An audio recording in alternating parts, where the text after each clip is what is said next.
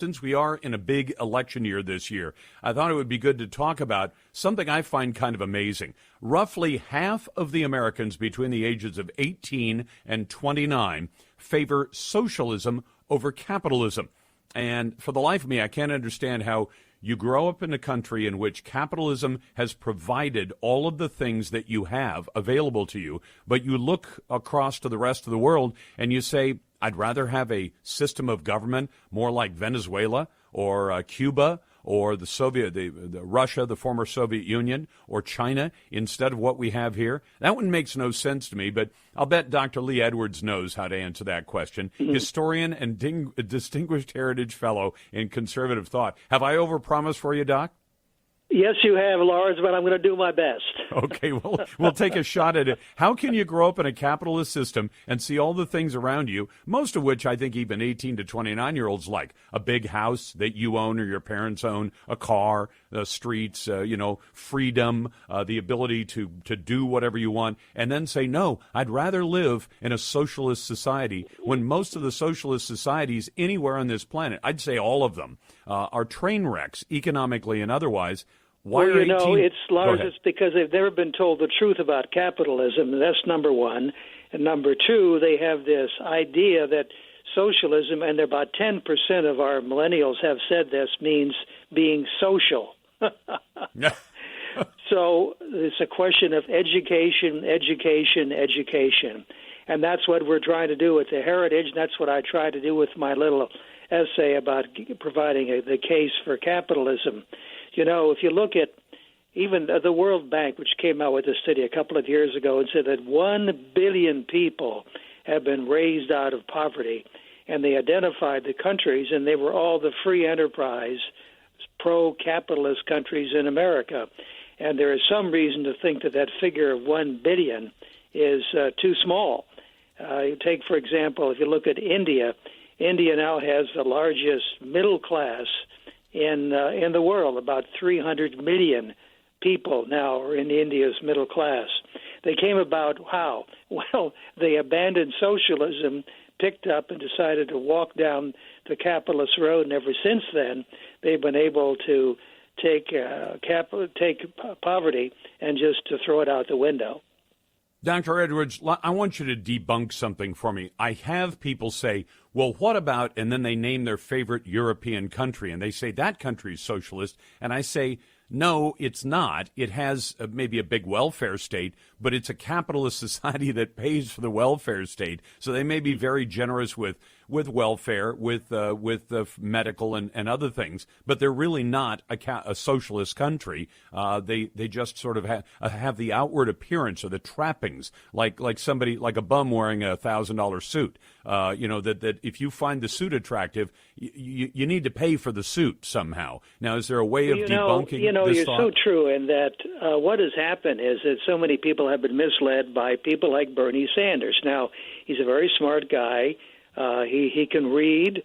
He knows his history and so forth, but he seems to be frozen back in the 1960s or 70s and talking about Scandinavia and talking about Denmark, talking about Sweden, which are not socialist countries. As a matter of fact, the Prime Minister, this is one of my favorite stories, Lars, Prime Minister of Denmark came to Washington, D.C. about 5 years ago, speaking at the National Press Club, and he said, the first thing I want to say is that Denmark is not a socialist country. Yeah, that's right. Because he doesn't even like it. They're either laughing and they're going, these journalists saying, we've got a little bit wrong. And that's the saying, yes, they do have a wonderful welfare system with taxes taking up to 60 to 65% of income, but that is not a socialist country. The means of production are owned by private sector, private industry, private companies and corporations. So let's begin with that. You know what's funny about this, Dr. Edwards, and I don't know if you've thought of this comparison. There are people out there who will tell you they hate Walmart with a passion. Now, I got no dog in the fight with Walmart other than occasionally I shop there, but they make an average 3% profit. So if you buy $1,000 worth of groceries to cover a family for a month, the company makes $30 on that. They hate that, but they don't seem to dislike the idea of the government taking 60% of your paycheck. Now, I don't know about you, Dr. Edwards, but if somebody gave me the choice of giving 3% to a company like Walmart or even 15%, the average profit of big pharma companies, I'd say I'd rather do that than give 60% to Nancy Pelosi and Chuck Schumer and Bernie Sanders. Well, amen to that. And, you know, also, Lars, another example that I love to give, and because it's so graphic, and that is to give people a look at a photograph of the Korean Peninsula and at night. And you look and you see that South Korea, you know, a capitalist country, essentially, in terms of the means of production, is lit up like a Christmas tree. Then you look to North Korea, and it's a blackout. Absolutely night and day between South Korea, where freedom and prosperity are working, and the hermit country of North Korea, wherein no one is allowed to do anything without getting permission from Mr. Kim.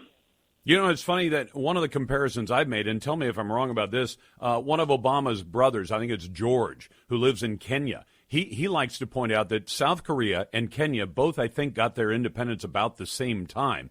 And Kenya didn't really go anywhere, but South Korea went from being a very, very poor almost third world, I think it was fair to call them a third world country, yes, to having per capita GDP, which is a good way to measure things. Take the total output of a country like America used to be 20 trillion, it'd probably be 16 trillion this year, and divided by the population.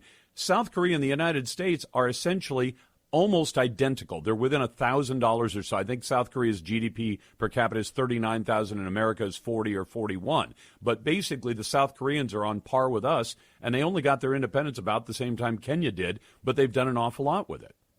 It's a perfect example. You know, and another example I think we need to take a look at, and that is a study was done of the 5 metropolitan areas in America.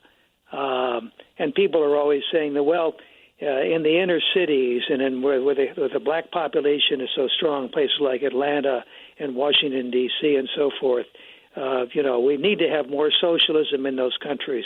But in point of fact, in those 5 metropolitan areas, in the black population, they've gone up from 7 to 10 to 15 to 20% in the last 10 or 15 years. And that has not been under socialism, but has been under what we still have in this country, which is, thank heavens, the invisible hand of capitalism working night and day. I think that's what's going to make it work. I mean, there is, I'm tempted to quote Friedman, but I can't remember almost precisely. The only method so far that we've found to lift people out of the grinding poverty that we find in so much of the world is the transformative power of capitalism, where people are allowed to buy what they want, they're allowed to own things, they're allowed to buy and sell and do commerce, and all without too much of the heavy-handed government in there trying to decide for them who the winners are and who the losers are. Dr. Edwards, it's a pleasure to have you on. That's Dr. Lee Edwards, who's a historian and distinguished heritage fellow in conservative thought.